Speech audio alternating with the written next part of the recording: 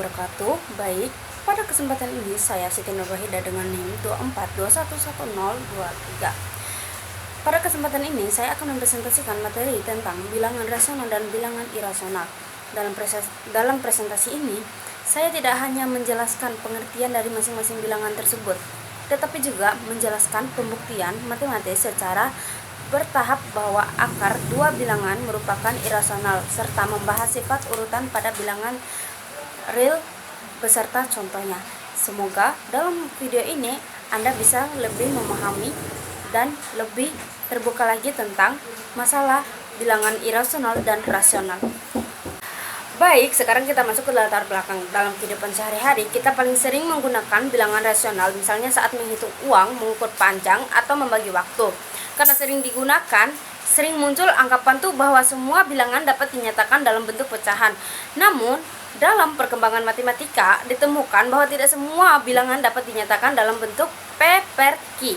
Salah satu contohnya yang paling sederhana itu adalah akar 2. Penemuan ini menunjukkan bahwa sistem bilangan real memiliki struktur yang lebih luas, sehingga diperlukan pembuktian matematis untuk menjelaskan keberadaan bilangan irasional secara formal dan logis. Baik, mungkin di slide selanjutnya saya akan menjelaskan bilangan rasional.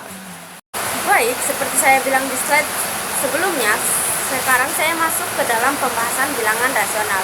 Nah, bilangan rasional adalah bilangan yang dapat dinyatakan dalam bentuk pecahan, yaitu P per Q, dan dengan P dan Q merupakan bilangan bulat dan tidak sama dengan 0. Artinya, setiap bilangan yang bisa ditulis sebagai perbandingan dua bilangan bulat disebut bilangan rasional. Karena itulah, bilangan rasional memiliki bentuk desimal yang terhingga atau tidak terhingga tetapi berulang. Contohnya itu kayak bilangan rasional. Nah, contohnya adalah 1/2, -3, dan 0,5. 0,5 ini kita dapat ditulis sebagai 5/10, sehingga jelas bahwa bilangan tersebut termasuk bilangan rasional. Selanjutnya kita masuk ke dalam teorema 2.1.4, ketidakadaan bilangan rasional. Nah, teorema ini 2.1.4 menyatakan bahwa tidak ada bilangan rasional R sedemikian sehingga R kuadrat sama dengan 2. Dengan kata lain, akar 2 bukan bilangan rasional. Pembuktian teorema ini menggunakan metode kontradiksi. Baik, sekarang kita masuk ke dalam yang kelima, kontradiksi. Jika P dan Q kodanya genap, maka P dan Q memiliki faktor 2. Hal ini bertentangan dengan asumsi awal bahwa P per Q sudah dalam bentuk paling sederhana. Pertentangan ini disebut kontradiksi karena asumsi awal menghasilkan kontradiksi, maka asumsi tersebut harus ditolak. Baik, sekarang kita masuk ke dalam kesimpulan pembuktian. Dengan ditolaknya asumsi bahwa akar 2 adalah bilangan rasional, maka dapat disimpulkan bahwa akar 2 tidak dapat dinyatakan dalam bentuk P per Q. Oleh karena itu, akar 2 terbukti merupakan bilangan irasional. Baik, sekarang kita masuk ke dalam yang kelima, kontradiksi. Jika P dan Q kodanya genap, maka P dan Q memiliki faktor 2. Hal ini bertentangan dengan asumsi awal bahwa P per Q sudah dalam bentuk paling sederhana. Pertentangan ini disebut kontradiksi karena asumsi awal menghasilkan kontradiksi, maka asumsi tersebut harus ditolak. Baik, setelah saya tadi menjelaskan 5 langkah pembuktian, sekarang saya akan menjelaskan sifat urutan pada bilangan real. Sifat urutan berkaitan dengan konsep bilangan positif, negatif, dan 0. Dalam bilangan real terdapat himpunan bilangan positif yang memenuhi dua sifat utama, yaitu tertutup terhadap penjumlahan dan tertutup terhadap perkalian. Contoh tertutup terhadap penjumlahan, misalnya 2 dan 3 adalah bilangan positif, 2 ditambah 3 menghasilkan 5, dan 5 juga bilangan positif. Ini menunjukkan bahwa penjumlahan dua bilangan positif tetap menghasilkan bilangan positif.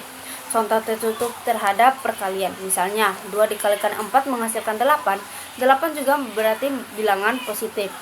Ini menunjukkan bahwa positif tertutup terhadap perkalian. Sekarang kita masuk ke dalam sifat trikotomi. Sifat trikotomi menyatakan bahwa untuk setiap bilangan real A hanya ada 1 dari 3 kemungkinan, yaitu A lebih besar dari 0, A sama dengan 0, atau A lebih kecil dari 0. Contoh sifat trikotomi. Jika A sama dengan 5, maka 5 lebih besar dari 0. Jika A sama dengan 0, maka A sama dengan 0. Jika A sama dengan minus 3, maka lebih kecil dari 0. Satu bilangan tidak mungkin memenuhi lebih dari satu kondisi secara bersamaan. Baik, sekarang kita masuk ke dalam notasi ketidaksamaan dan sifat transitif. Nah, dalam bilangan real juga berlaku sifat ketidaksamaan, salah satunya adalah sifat transitif. Contoh, sifat transitif misalnya 2 lebih kecil dari 5 dan 5 lebih kecil dari 8, maka dapat disimpulkan bahwa 2 lebih kecil dari 8. Selain itu juga berlaku juga sifat penjumlahan pada ketidaksamaan. Contoh sifat penjumlahan, jika 3 lebih kecil dari 6, lalu kedua ruas ditambah 2, maka 5 lebih kecil dari 8. Ketidaksamaan tetap berlaku meskipun kedua ruas ditambah bilangan yang baik. Sekarang kita masuk dalam kesimpulan akhir. Sebagai kesimpulan, bilangan rasional dan bilangan irasional secara bersama-sama membentuk seluruh bilangan real. Keberadaan bilangan irasional seperti akar 2 dapat dibuktikan secara matematis menggunakan metode kontradiksi. Selain itu, sifat urutan, sifat dikotomi, dan sifat ketidaksamaan menjadi dasar penting dalam pembahasan analisis real. Mungkin itu aja yang bisa saya sampaikan. Saya memohon maaf jika ada kesalahan kata yang tidak mengenakan dalam proses pembuatan video ini. Sekian dari saya Siti Nurwahida. Izin pamit undur diri. Assalamualaikum warahmatullahi wabarakatuh.